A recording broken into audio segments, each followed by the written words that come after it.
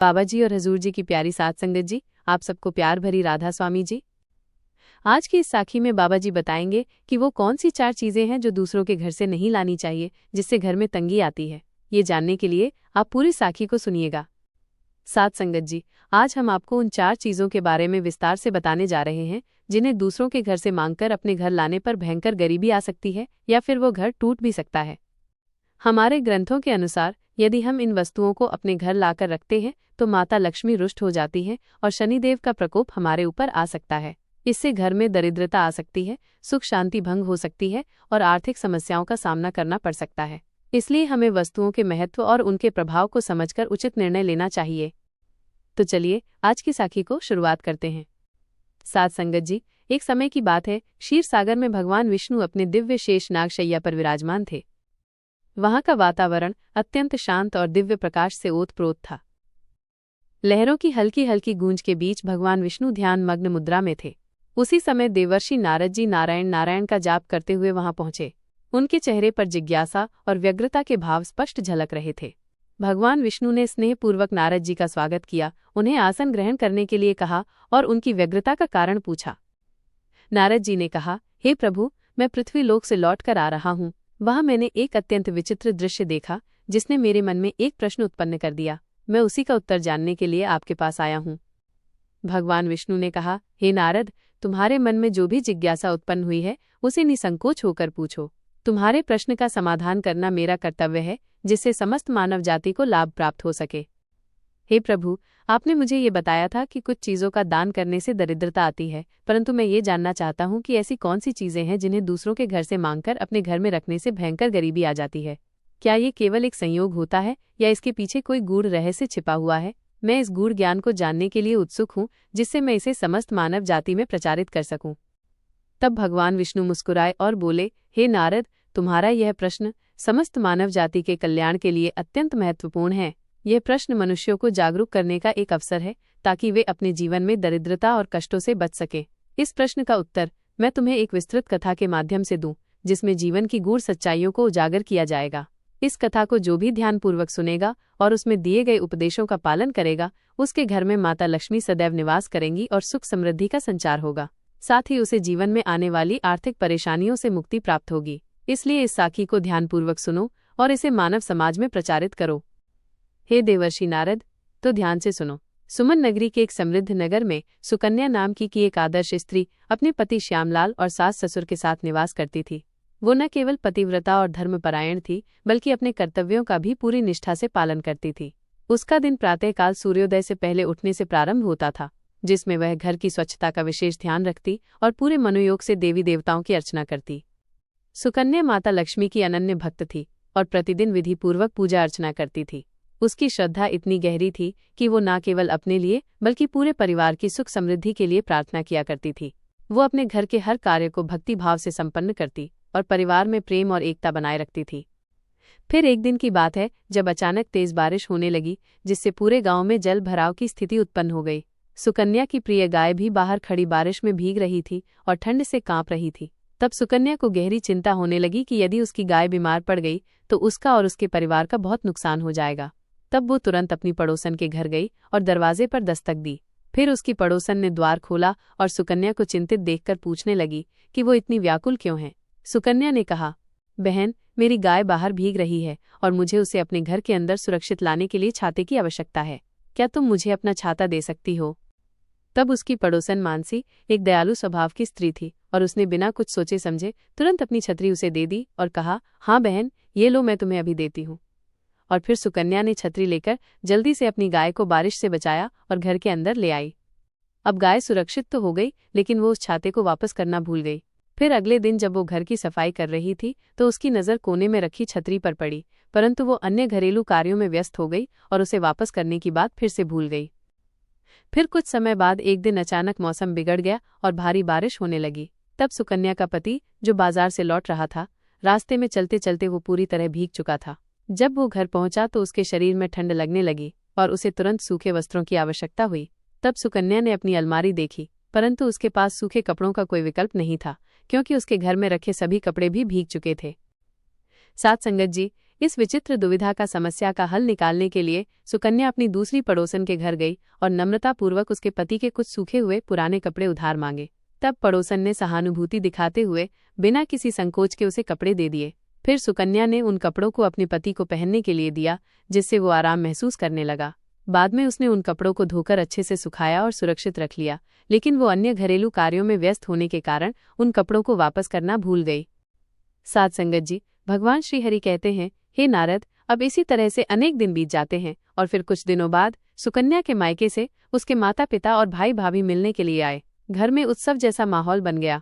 सभी आपस में बातचीत कर रहे थे और हंसी खुशी का वातावरण था। जब सभी लोग बैठक में एकत्रित हुए तो बैठने के लिए कुर्सियां कम पड़ गईं। ये सब सुकन्या को ये देखकर चिंता हुई कि सभी को आराम से बैठने के लिए पर्याप्त जगह नहीं मिल रही है। तब उसने एक युक्ति के अनुसार जल्दी से अपनी एक पड़ोस के घर जाकर एक अतिरिक्त कुर्सी मांग ली। उस बेचारी पड़ोसन ने सहर्ष उसे एक मजबूत और सुंदर कुर्सी दे दी। सुकन्या उसे भी अपने घर ले आई और अपने अतिथियों को आराम से बैठाया। परिवार के साथ समय बिताने में वो इतनी मग्न हो गई कि बाद में वो उस कुर्सी को वापस करना भूल गई और वो उसी के घर में रह गई, जबकि उसके माता पिता वापस चले गए थे। मित्रों, जब सुकन्या को मायके जाने का निमंत्रण मिला तो वो अत्यंत प्रसन्न हुई और घर जाने की तैयारियों में जुट गई।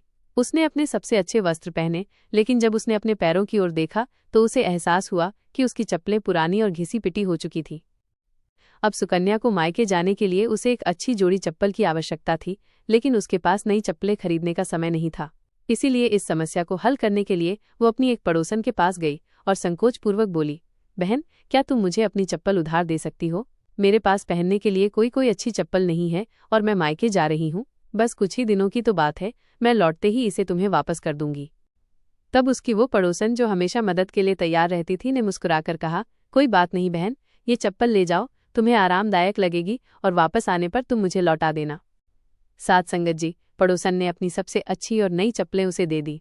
तब सुकन्या ने कृतज्ञतापूर्वक उन्हें स्वीकार किया और चप्पल पहनकर उत्साहित मन से मायके के लिए निकल पड़ी। मायके में पहुंचकर वो अपनी माँ और परिवार के अन्य सदस्यों से मिली और अपनी पुरानी यादों में इतनी खो गई कि उसे पूरी तरह से ये याद ही नहीं रहा कि चप्पलें उसकी अपनी नहीं बल्कि पड़ोसन की है। वो अब मायके में अपने परिवार, माता पिता, भाई भाभी और बचपन की यादों में डूबी सुकन्या अत्यंत आनंदित थी। वहां बिताए हर क्षण में वो भावुक होकर अपने बचपन के किस्से साझा कर रही थी और पुराने से मिल रही थी। विभिन्न पकवानों का आनंद लेते हुए रिश्तेदारों से मिलकर उसने हर चिंता को पीछे छोड़ दिया था। साध संगत जी, समय जैसे पंख लगाकर उड़ गया और मायके में व्यतीत हुए दिन मानो एक सुखद स्वप्न की भांति बीत गए। फिर जब लौटने की घड़ी आई तब भी वो अपनी पड़ोसन की चप्पलें वापस करने की बात भूल गई। घर लौटने के बाद भी वो विभिन्न कार्यों में इतनी व्यस्त हो गई कि उसे ध्यान ही नहीं आया कि ये चप्पलें उसकी अपनी नहीं बल्कि पड़ोसन की थी। अब इसी तरह उसकी ये छोटी सी भूल एक बड़ी गलती में परिवर्तित हो गई, जिसका असर उसके जीवन पर गहरा पड़ा। इन्हीं घटनाओं के कुछ दिनों बाद उनके घर में एक भयावह घटना घटी। एक रात जब सब गहरी नींद में थे तभी कुछ चोर उनके घर में घुस आए। वे अत्यंत चतुर और योजनाबद्ध तरीके से आए थे। उन्होंने घर का सारा धन, आभूषण और बहुमूल्य वस्तुएं चुरा ली। और जब सुबह हुई तो सुकन्या ने देखा कि पूरा घर अस्त व्यस्त था और सारा धन धान्य गायब था। ये दृश्य देखकर वो स्तब्ध रह गई कि इसी बीच कुछ ही समय में एक और बुरी खबर आई। श्यामलाल की दुकान को लूट लिया गया था। लुटेरों ने दुकान का सारा सामान उठा लिया और उसे पूरी तरह नष्ट कर दिया। अब उनके पास कोई भी आर्थिक स्रोत नहीं बचा था। अब उनकी पूरी गृहस्थी उजड़ चुकी थी। इन दुखद घटनाओं के बाद श्यामलाल पूरी तरह टूट चुका था। आर्थिक तंगी और मानसिक तनाव ने उसे भीतर से इतना कमजोर कर दिया कि वो अपना आत्मविश्वास पूरी तरह खो बैठा। उसकी आंखों के सामने उसके परिश्रम से बनाया गया जीवन उजड़ चुका था। रोजमर्रा की जरूरतों को पूरा करना भी अब असंभव लगने लगा था। हर तरफ निराशा और हताशा का माहौल था। दिन बदन उसकी चिंता बढ़ती ही जा रही थी और धीरे धीरे वो आत्मग्लानि से भरने लगा। कई बार उसने स्थिति को सुधारने का प्रयास किया, लेकिन हर कोशिश नाकाम रही। इस असहनीय स्थिति में वो अत्यधिक निराश हो गया। फिर एक दिन वो अंततः रात में चुपचाप घर परिवार छोड़कर वो अज्ञात दिशा की ओर चला गया, बिना किसी को बताए कि वो कहाँ जा रहा है और कब लौटेगा। जब सुकन्या ने सुबह उठकर देखा तो उसका घर में नहीं था। वो अचानक से गायब हुआ था। उसके लिए ये सबसे बड़ा आघात था। वो अकेली, असहाय और अनिश्चित भविष्य को लेकर अत्यंत व्यथित थी। उसका संपूर्ण जीवन मानो एक क्षण में बदल गया था और अब उसे अपनी नियति का सामना अकेले ही करना था।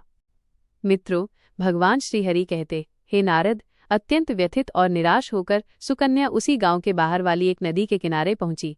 अब उसकी आंखों में आंसू थे, मन में अपार दुख और निराशा भरी हुई थी। उसने जीवन के सारे संघर्षों को व्यर्थ मान लिया था उसे लगने लगा कि अब उसके पास कोई विकल्प नहीं बचा है, कोई आशा की किरण नहीं दिख रही है। वो धीरे धीरे नदी के ठंडे पानी के पास पहुंची और अपनी आंखें बंद कर ली।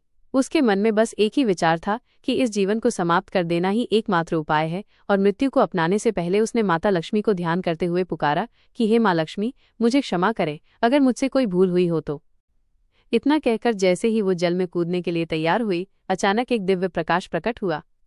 वातावरण में सुगंध फैल गई, मंद संगीत की ध्वनि गूंजने लगी और जल में से देवी लक्ष्मी स्वयं प्रकट हुई। और माता लक्ष्मी ने अपने सौम्य स्वर में कहा, हे पुत्री, तुम ये क्या कर रही हो? क्या तुम ये भी भूल गई कि जीवन अनमोल है और इसे ऐसे समाप्त करना उचित नहीं? तुमने अपने घर से मुझे स्वयं ही जाने पर मजबूर कर दिया था, और अब तुम स्वयं भी जीवन का त्याग करने चली हो। माता लक्ष्मी ने अपनी मधुर किंतु गंभीर आवाज में कहा, हे पुत्री, ये तुम क्या करने जा रही हो? क्या तुम ये भी नहीं समझ सकी कि जीवन अनमोल है और इसे यूं ही समाप्त करना उचित नहीं? तुमने अपने ही कर्मों के कारण मुझे अपने घर से जाने के लिए विवश कर दिया था, और अब तुम स्वयं भी अपने जीवन को समाप्त करने की भूल कर रही हो। साध संगत जी, तब सुकन्या ने अश्रुपूर्ण नेत्रों से माता लक्ष्मी की ओर देखते हुए करुणा भरे स्वर में पूछा, हे माँ, मैंने ऐसा कौन सा पाप किया है कि आपने मेरा घर छोड़ दिया?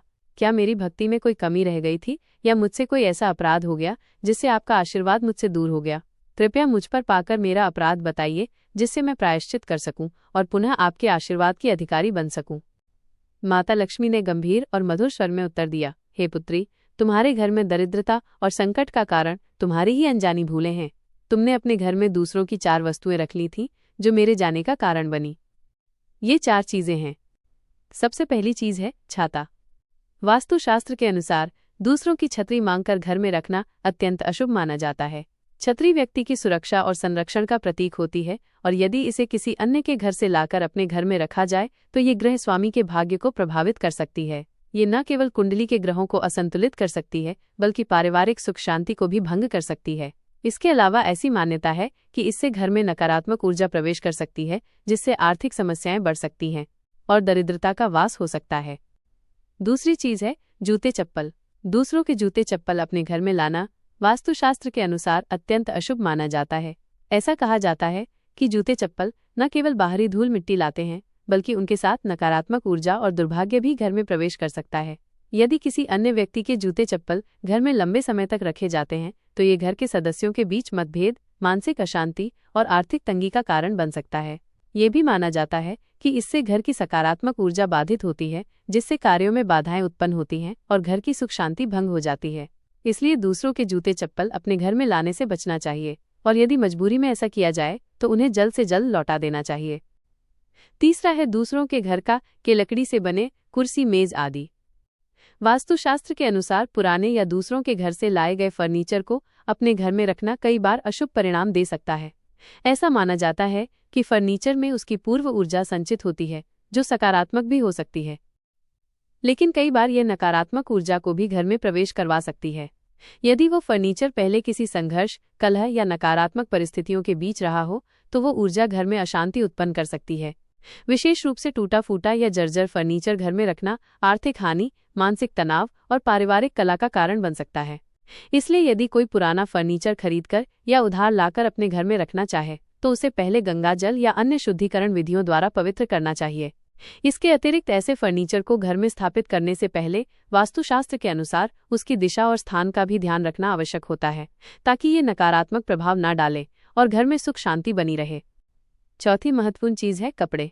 दूसरों के पुराने कपड़े पहनने से उनकी संचित ऊर्जा हमारे जीवन पर प्रभाव डाल सकती है। यह ऊर्जा सकारात्मक भी हो सकती है, लेकिन कई बार नकारात्मक प्रभाव भी डाल सकती है। पुराने कपड़ों में उनके पूर्व स्वामी की व्यक्तिगत ऊर्जा होती है, जो उनके विचार, परिस्थितियां और भावनात्मक स्थिति से प्रभावित होती है।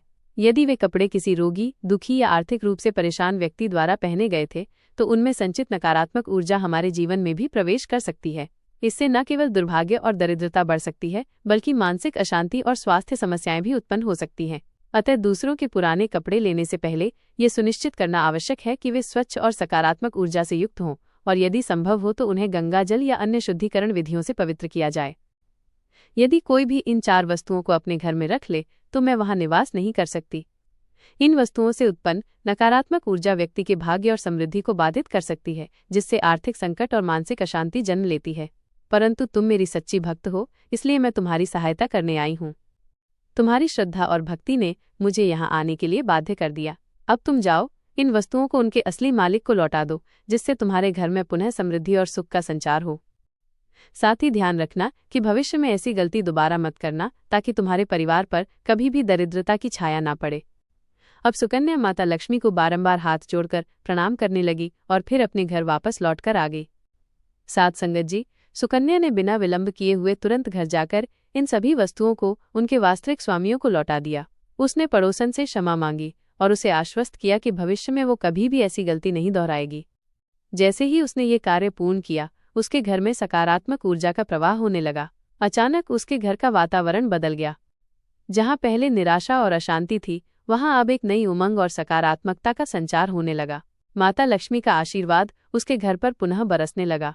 कुछ ही दिनों में उसकी आर्थिक स्थिति में सुधार होने लगा।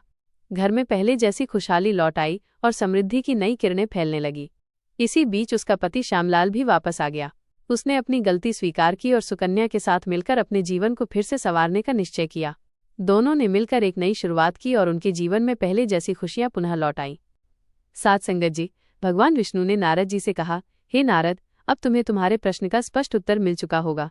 प्रत्येक मनुष्य को यह समझना चाहिए कि वो इन 4 वस्तुओं को दूसरों के घर से मांगकर अपने घर में रखता है तो ये उसके जीवन में नकारात्मक प्रभाव डाल सकता है।